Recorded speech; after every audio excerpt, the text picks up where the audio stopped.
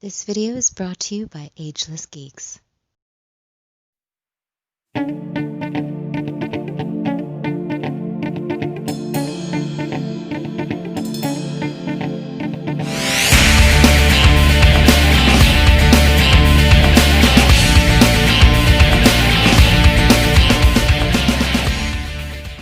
Cowabunga dudes and dudettes, this is Anthony, aka Batbomb82, and today I'll be doing a review of the Star Wars The Black Series, Mandalorian Super Commando, and Loyalist.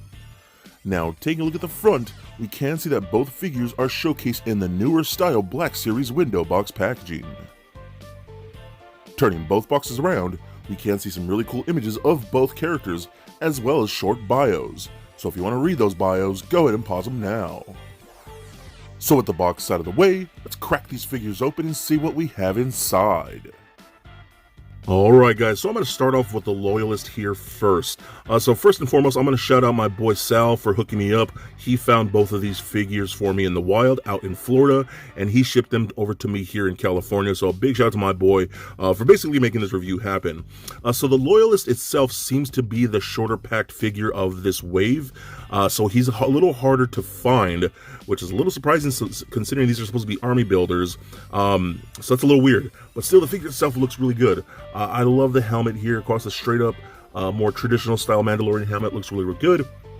I love how we get like the battle damage that we see on is very common on Mandalorian armor, like that little nicks and paint.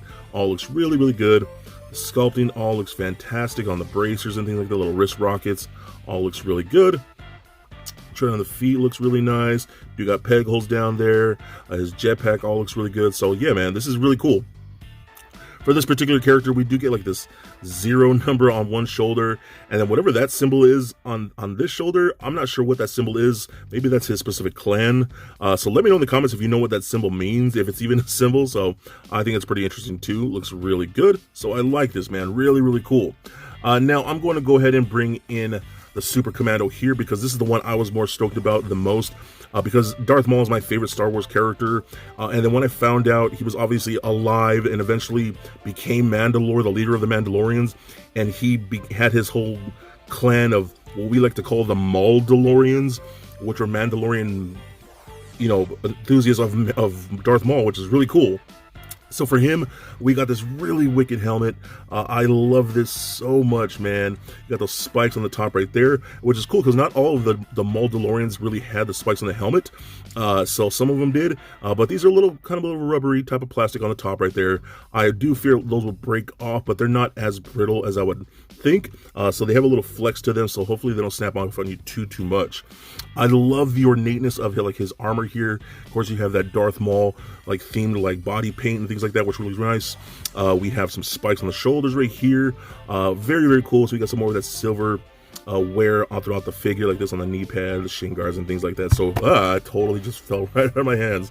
With the same jetpack like that, looking really good. So this looks awesome, man. When I first saw the cartoon, I was like, oh my god, I want those in Black Series figures, and we finally have him, and he looks incredible.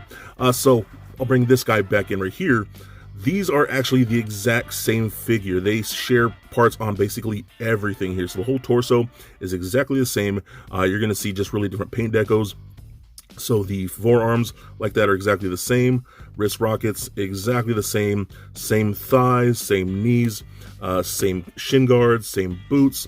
Even the jetpacks are exactly the same. You're just going to get different paint apps and things like that. The shoulder pads right here are exactly the same. These ones are just retooled to have the spikes. And the same thing with the helmets. The helmets are exactly the same. This one, of course, is just retooled to have the spikes on top of the head. So they're the exact same figure, just redecoed. And again, I get it. These guys aren't supposed to be too unique as they are army builders. But I think that works out okay. Now, both of these guys don't have a whole ton of accessories. You're going to get their pistols like this, and they both have the exact same type of pistols. The Mauldalorian here has more of a gunmetal, while the Loyalist has more of a silver. So they're, again, exact same blasters. And if you have Sabine Wren here, you'll see they're the exact same blasters that we've seen with Sabine. So you already know what to expect if you have her.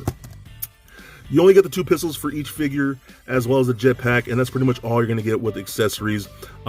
I feel, man, I really wish they would start giving us more accessories with Star Wars figures, especially when we're getting so many accessories with things like G.I. Joe and Power Rangers. But obviously, you know, I think Star Wars costs more in licensing wise, so they can't give us too much. I still hope they will someday. I know we're getting that deluxe Boba Fett. That I have that thing on pre-order. That thing is awesome. But still, this all looks really, really good. I love these guys so much. So, if you happen to have the Jango Fett figure, these are basically just repaints and redecos of the Jango Fett figure. So everything from the armor here, it's all exactly the same. The shoulder pads, the forearms like this, the wrist rockets on this side, all exactly the same. The thighs are going to be new, but the knees, the shin guards, the boots here, even the jetpacks are all exactly the same, except he has obviously had new shin guards, new belt, and a different helmet because you can actually take his helmet off and reveal his face. But if you have the Jango Fett, you know what you're going to expect with these guys because, again, they're pretty much the exact same figure, with just with a few different swapping parts and, of course, the color decos. But still, both of these are so awesome, man. I'm so stoked to have these in my collection. I know the Mandalorians have always been some of my favorite characters in Star Wars, and I'm always stoked to get more of these in my Star Wars The Black Series collection. Okay, so I'm going to show off the articulation here. So head is on ball joint, it does roll around a bit, does rotate left and right, wobble side to side, and up and down a tiny bit. Arms can go full 360 like so, up and out that far. Even with these spikes on this particular one, it kind of goes inside there, and it doesn't really hinder articulation. So you can see that, how they go inside there. So it doesn't really hinder at all, so I do like that. We got a single bend at the elbow, as well as rotation at the elbow, just in the bicep right there. We also do got rotation at the glove right here, rotation at the wrist, as well as a hinge at the wrist. Now this wrist, let me see, yeah, they both hinge in and out like that. We do get a ball peg in the lower midsection right here, so it kind of rolls around a bit, left and right, crunches back and forth, and pivots side to side a tiny bit. Hip joints, they kick forward up that far, back about that much, splits about that far, rotation in the upper thigh. We got double jointed knees where he can kick himself in his own butt. We got ankle joints that go up, down, and a beautiful ankle rocker. So overall, I think these guys are so freaking awesome. Again, I love me a good Mandalorian figure. I love the fact we're getting an army builder Mandalorians, especially this bad boy right here. I've been wanting him ever since I saw the cartoon. I think they are so awesome. They are in stores right now. I know they're a little tricky to find, but if you can find them, they are definitely a must-get. So for a quick size comparison, here they are standing next to a Marvel Legends Deadpool and NECA Batman figures. Also for comparison, here they are standing next to a Star Wars The Black Series Sabine Wren and Jango Fett. And just for fun, here they are with little Lego Bat Bomb. So there it is, guys, my review of the Mandalorian Super Commando and Loyalist. Now overall, I think these are both badass figures. I absolutely love the fact that they're giving us army builder Mandalorians. And let's be real, if they were to make any Mandalorian figures in the Black Series, I would definitely buy it up, as they are definitely some of my favorites. I think the sculpts are definitely well done. I love the different paint apps, and man, that Super Commando is so freaking awesome. That is definitely one of my favorite figures so far in my Black Series collection. Both are super well done. The articulation works pretty decently. I wish they would update that mold, but it is based on that old Jango mold, so if you have that figure again, you know what to expect. There's still a lot of fun, not a whole ton of accessories, but that's okay. There's still great action figures for your shelf, and I think it's really cool that we're getting army builder Mandalorians. How cool is that? So if you could definitely find these, they're worth picking up, and in my opinion, a must-get for your Star Wars collection.